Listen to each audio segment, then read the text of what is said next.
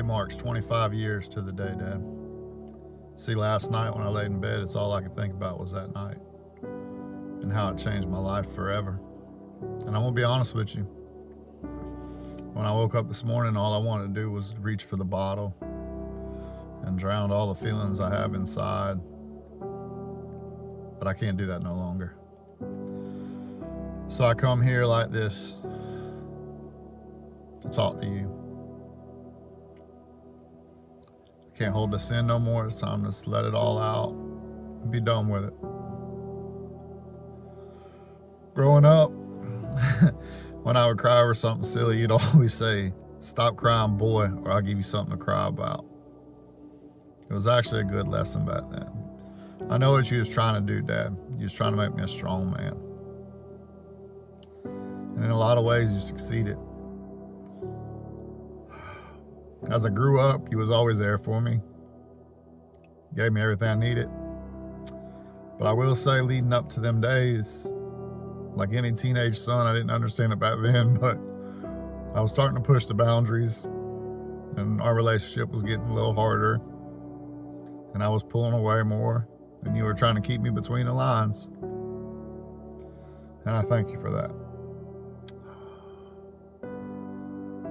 When I got the phone call that night that they were rushing you to the hospital, it's weird.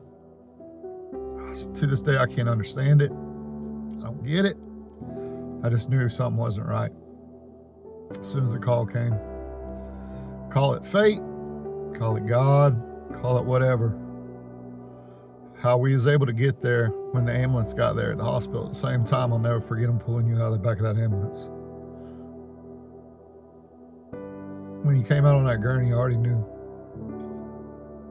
you was gone. It wasn't long after that we went into the hospital, the doctor come in, they give you that thing. We did all we could. But I already knew.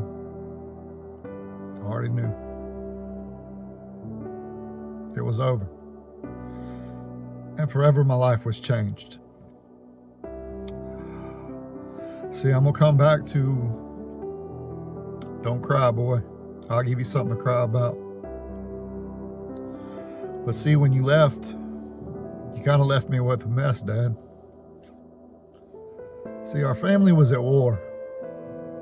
I had a little sister, a half sister, and you and your dad were at war, and it tore him apart that he allowed that to happen between y'all, and he carried that for the next 5 years, beating himself up about it.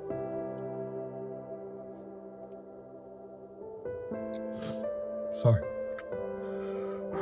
Don't cry, boy. I'll give you something to cry about.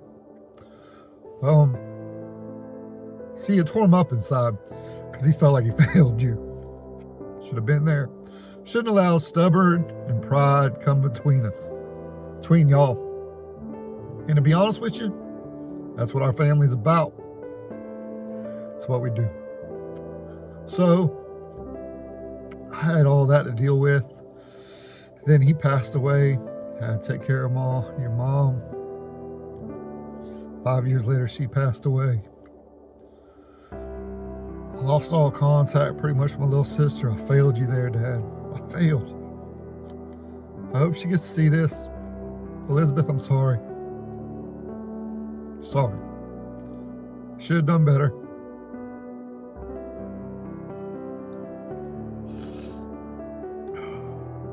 I was just a 17-year-old kid trying to figure it all out. I made a lot of bad choices. But what I did, and it took me years and years to figure it out, is I became perfect at isolating myself and pushing away anything that would love me or I would love, because I was so scared of being hurt again, like that night. Oh, man. See, as I went through all that, and burying everybody I loved, I lost my best friend when I was 21. Like, it all just took so much of a toll on me. And I was never equipped. See, I walked around with that, boy, don't cry, I'll give you something to cry about, attitude. And the only way I could do that was separate myself from anything that could hurt me. I know some of my friends will watch this, and one thing that they figured out about me is rarely will I answer a phone call. And I want to explain to y'all why. Pretty much from 17 for the next 10 years after, every time a phone call came, there was tragedy on the other side of the line. And I got to the point where I didn't want them phone calls no more. That's why I text. Friends will call me, I'll text them right back, but I'm so scared that there's tragedy on the other side of the line. It's a terrible way to live your life. But it's how I live my life.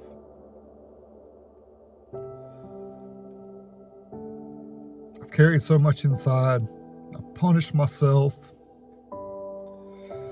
Dad, if you're up there and you've watched it, I know you're mad at me for a lot of the choices I made. You see all the scars, all the hurt that I've carried.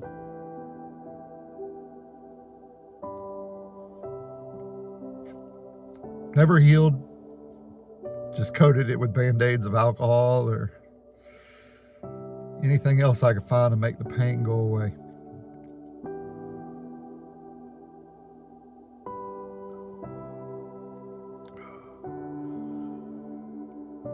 I know it's life. I can't go back and I can't change stuff. Everything was messed up. I got left with too much to handle at a young age. Dad, you know it's a miracle I'm even here. If you've been watching, you know how close it's been. It's been super close. Like I said, all the late nights and trying to cover up the pain and deal with it, and all the people I pushed away, lost contact with. I did a miserable job. But finally, the alcohol, covering it up, the hiding from it, I can't do it no more. It's time for changes, and this is probably the biggest one. I can't carry this no more. I've carried this cross of death and burden for way too long. I can't change the past. I hate a lot of the decisions I made. To my little sister, sorry I wasn't a better big brother to you. I was just being pulled from every direction more than you'll ever know. I got put into a triangle and there was no right answers. I had to stay loyal to Mom and Pa. Dad was their only son.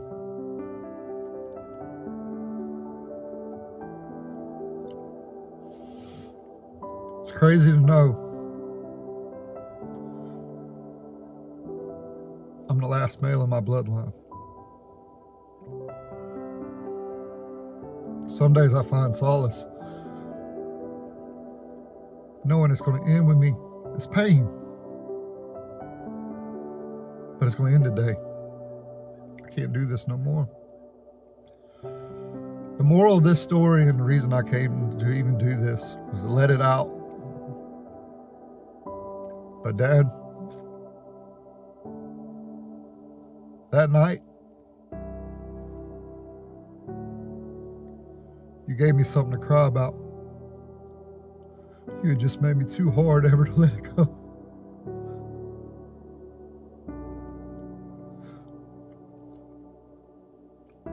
So now it's my turn to cry.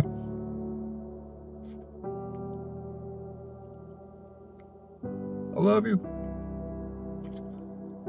Sorry.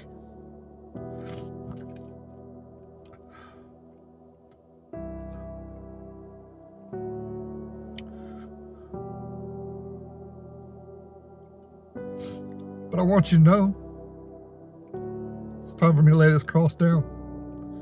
It's no longer mine to carry.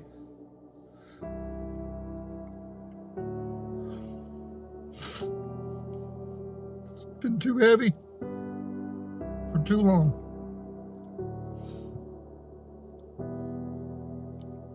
It's time for me to go be happy.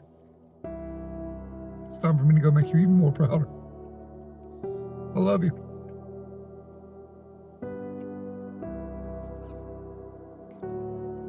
You definitely gave me something to cry about. Goodbye.